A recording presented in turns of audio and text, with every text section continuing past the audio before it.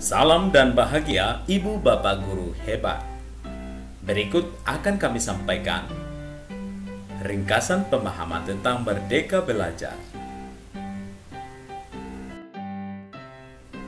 Secara ringkas, Merdeka Belajar dapat kita lihat. Pertama-tama, kita harus memahami dan mengenali diri sebagai pendidik. Dalam menjalankan tugas sebagai pendidik dan pengajar, maka kita harus mendampingi murid dengan utuh dan menyeluruh, sehingga tugas mendidik dan melatih untuk mencerdaskan kecerdasan budi pekerti dan pendidikan yang menghantarkan keselamatan dan kebahagiaan. Mengenali dan memahami diri sebagai pendidik. Menurut Ki Hajar Dewantara, manusia merdeka adalah manusia yang hidupnya bersandar pada kekuatan sendiri, baik lahir maupun batin, tidak tergantung pada orang lain.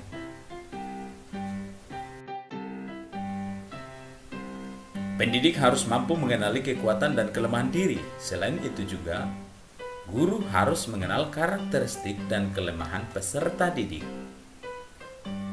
Sebagai guru, kita membekali murid-murid dengan pengetahuan, keterampilan, dan sikap untuk terus belajar, mendampingi mereka memahami dan mencapai tujuan belajar. Sebagai guru, apa yang bisa kita lakukan untuk menghantarkan anak didik menuju mimpi dan cita-cita mereka?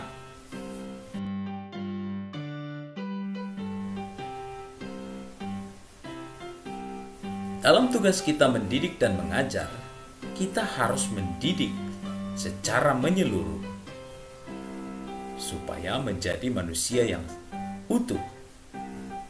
Menurut Ki Hajar Dewantara, pendidikan sebagai tuntunan, yaitu tuntunan dalam hidup tumbuhnya murid. Pendidik tidak dapat menentukan dan berkehendak akan hidup tumbuhnya murid. Pendidik menuntun murid agar bertumbuh dan berkembang sesuai kodratnya. Setiap murid memiliki kekuatan yang membutuhkan tuntunan orang dewasa, sehingga berkembangnya akal budi yang mendorong terciptanya kebudayaan. Ki Hajar Dewantara memperkenalkan sistem Among, yaitu Engarso Sungtulodo, yaitu sebagai guru haruslah berkomitmen menjadi teladan. Ing Madio Mangunkarso, yaitu sebagai guru harus membangkitkan dan menguatkan semangat murid-murid. Dan Tutwuri Handayani, guru memberi dorongan atau menjadikan murid orang yang mandiri atau orang yang merdeka yang tumbuh kembangnya secara maksimal. Manusia sebagai ciptaan Tuhan Yang Maha Esa memiliki dua bagian utama pada tubuhnya, yaitu badan jasmani atau lahir dan badan rohani atau batin. Pendidik membantu murid untuk memenuhi kebutuhan keduanya agar mencapai keseimbangan dalam menjalani kehidupan.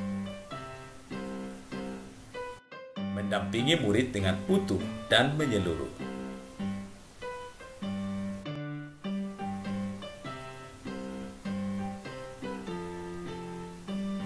Murid memiliki kodrat, yaitu kodrat keadaan, kodrat alam, yaitu juga kodrat zaman. Kodrat alam adalah dasar pendidikan murid yang berkaitan dengan sifat dan bentuk lingkungan di mana mereka berada.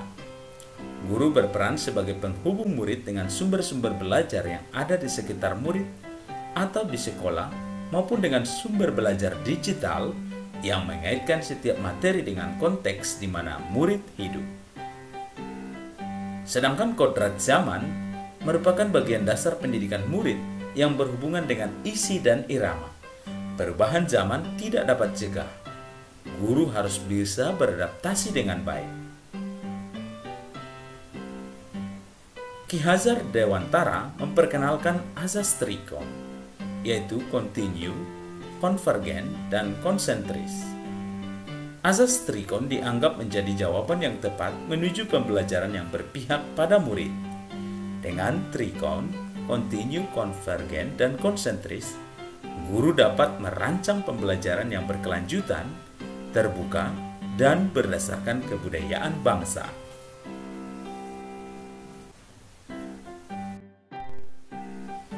Mendidik dan melatih kecerdasan budi pekerti.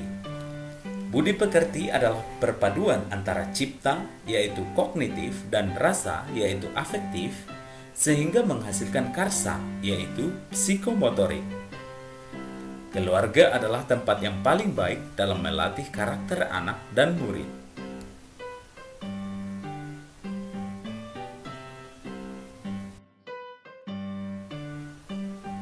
Teori konvergensi didasarkan atas dua teori utama. Yang pertama, teori tabula rasa, yang beranggapan bahwa kodrat anak ibarat kertas kosong yang dapat diisi dan ditulis oleh pendidik dengan pengetahuan dan wawasan yang diinginkan pendidik. Yang kedua adalah teori negatif, yang beranggapan bahwa kodrat anak ibarat kertas yang sudah terisi penuh dengan berbagai macam coretan dan tulisan. Ki Hajar Dewantara menggabungkan atau mengintegrasikan kedua pendekatan teori tersebut menjadi suatu pendekatan, yaitu teori konvergensi.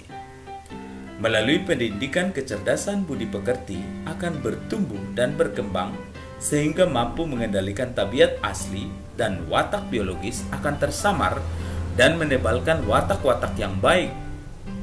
Murid akan mewujudkan kepribadian dan budi pekerti baik. Pendidikan yang menghantarkan keselamatan dan kebahagiaan. Mendidik sesuai dengan kebutuhan, potensi, dan gaya belajar murid. Perspektif pendidik tidak selalu sama dengan perspektif murid. Fungsi pendidikan mempersiapkan murid siap hidup dan mengisi zaman dengan selamat dan bahagia. Sistem Among diperkenalkan oleh Ki Hajar Dewantara yang menekankan pada proses pembelajaran yang dikenalkan dengan Ing Ngarso Sungtulodo, Ing Madyo Mangunkarso, Tuturi Handayani. Murid harus dituntun untuk mengembangkan dirinya sesuai kodrat dan potensinya dengan kasih sayang yang tulus, mendampingi, merawat dan menjaganya, serta doa dan harapan untuk mereka.